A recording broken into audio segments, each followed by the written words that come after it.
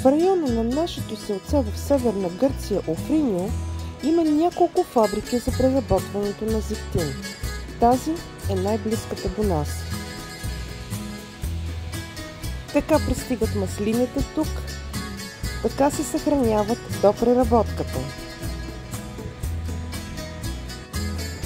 Това са нашите маслини от нашия двор.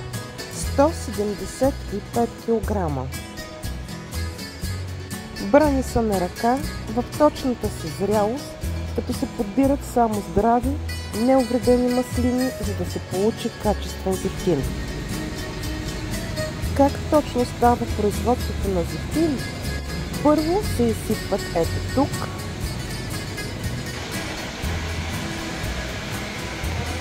И по тази поточна линия влизат вътре в завода.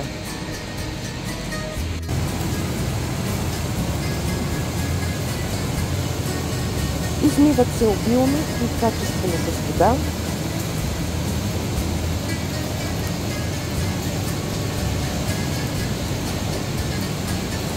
Измити падат ето тук. И после ето тук.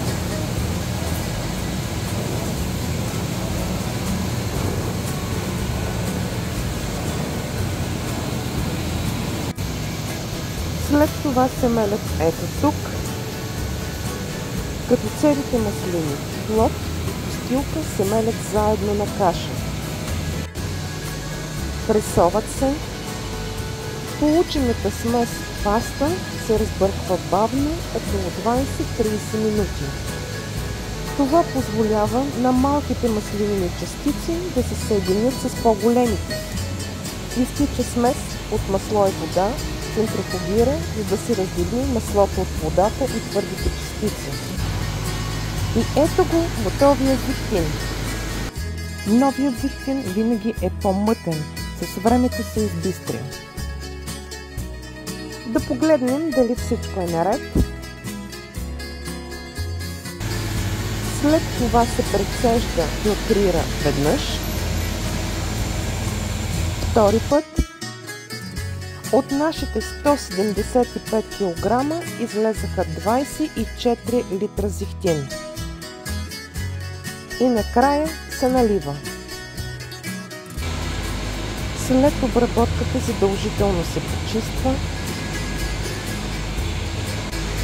а понякога и ремонтира. И ето го готовия зехтин.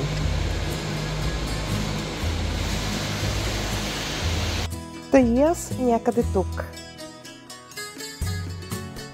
Ако и за вас Гърция е едно прекрасно място, а светът ви омайва, последвайте ни. За нас ще е удоволствие. Скоро се взимаме ваканция и тръгваме на нашето двумесечно зимно приключение с кемпер. На къде ще тръгнем? Останете с нас!